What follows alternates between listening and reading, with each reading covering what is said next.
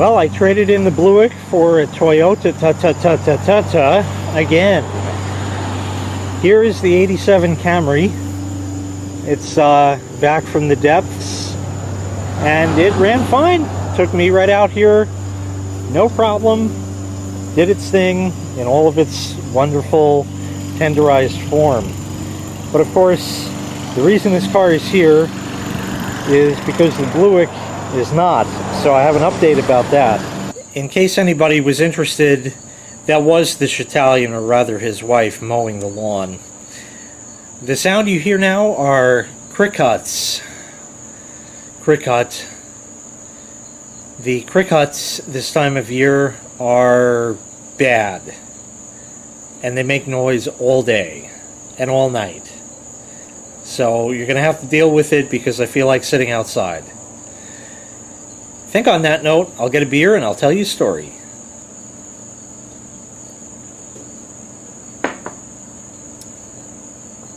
Well, it was finally time for the Bluick to go in to the hospital. So I called up the insurance because I have free towing on that. And to run through this quickly, they said, okay, no problem. Everything's all set. My plan covers 15 miles worth of tow. Everything's good. They said, okay, we're going to find a company in your area that can tow your vehicle and go from there, and we'll contact you back as soon as we have that information. And they called me right back and they said, okay, it's going to be such and such company, no problem. And they told us it'll be about an hour.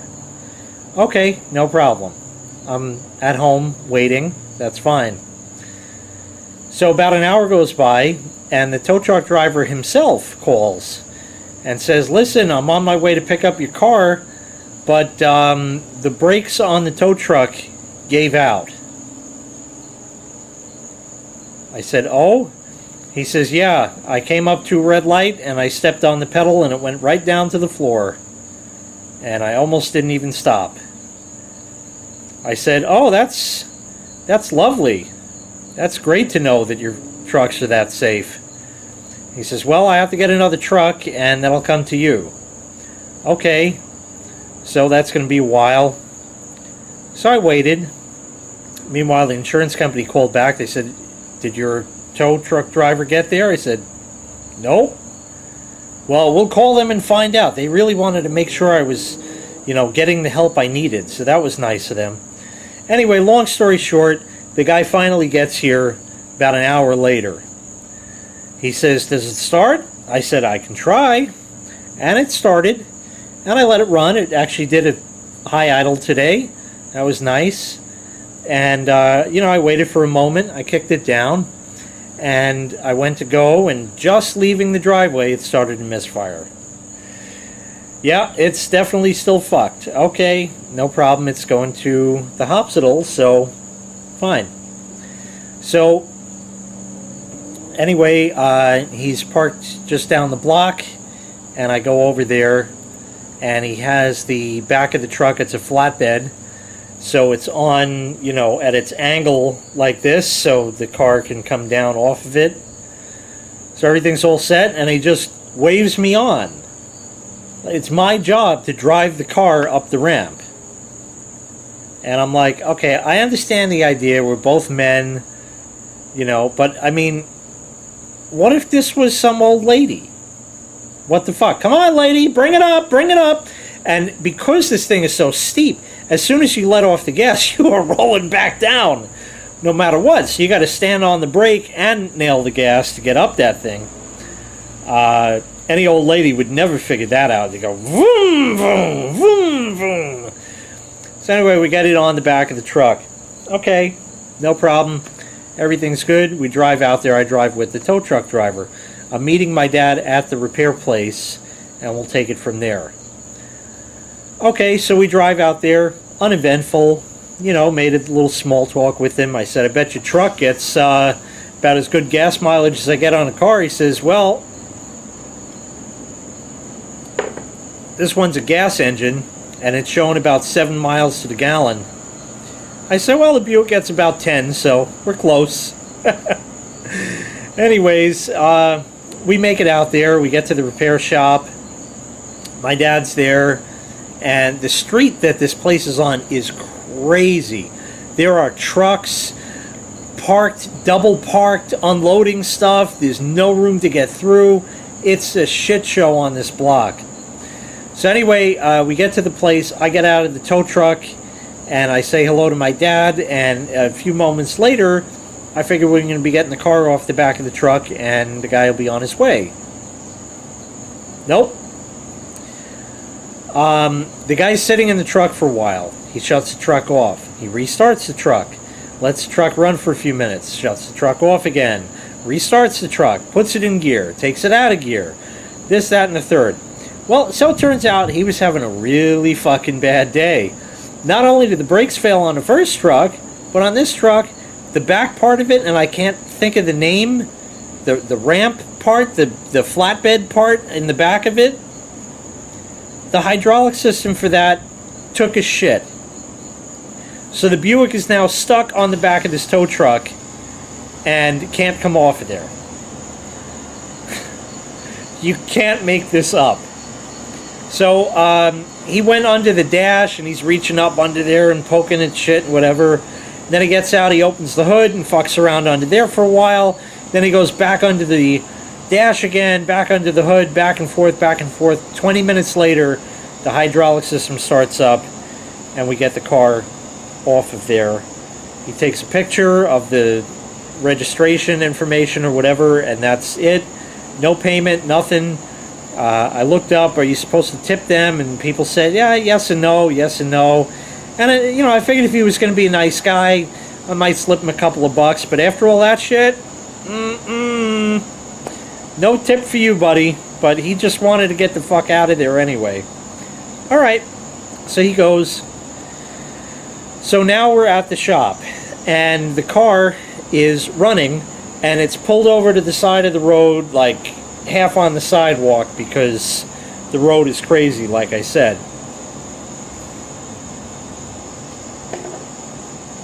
Now this guy is Spanish. He speaks it in Spanish. He's from South America somewhere. They do great work. Anyway, he comes, he looks, he says, open the hood. So we open the hood. He looks at it, he said, what you do? Oh, we did the cap, rotor, wires, plugs, ignition coil, fuel filter, this, that, and the third, on and on and on. He said, well, what's the problem? It's misfiring. He said, sounds good, okay. I said, no, when you go, he said, okay, let's go. I felt like this was a Cheech and Chong movie. It was great. He's like, yo, I never smoked dog shit before, man. This guy was great. We get in the car, he drives, I hop in the other side, and we start going down the block. He steps on it pretty good. I'm not going to say no, of course, but we go down the block. He says, seems fine, man. I said, no, you got to sit for a little bit. He said, okay. So we go around the corner. It's in drive. We're sitting there. He said, no, it's fine, it's fine. I said, no, it's not. I said, I'll tell you what, put it in reverse, put the headlights on. That'll put a bigger load on the alternator, slow the engine down some. And that typically is when the problem will start getting exacerbated. Of course, I didn't use those terms. So we put the lights on, put it in reverse, and before long, sure enough, it starts misfiring. He said, okay. And we start going. We're now driving back around the block, back to the shop. And he says, you have a problem with the spar. I said, yeah, but I did all the stuff in there. He said, tell me what you do again. So I went through the list, and he says, you have to put it a point. I had to put it a point, and the point is no good. But there's two ways to look at this. The first thing was, I ruled out everything else in the ignition system completely, and he did definitely say, without a doubt, it was definitely a problem with the spark. So it's definitely an ignition problem and not a fuel issue. Okay? And he seemed absolutely certain of his diagnosis on it. I'll believe that. I will believe that, because he probably has seen this. In fact, to go further, he says, you see this over here, Mang? This is after we got back. There's a 61 Mercury Comet. I forget exactly what it was or something. Mercury something. He said, that's my car. And he went and opened the hood on it. On that car, there's no screws for the distributor cap. It's just clips. And he unclipped it, pulled the rotor off. He said, you gotta do a point. And he says, you do that yourself. You don't need me to do that. And my dad has done points himself back when he was a kid. He used to have a 69 Grand Prix, Pontiac Grand Prix. And he did points on that for sure. And a 64 Dodge Dart.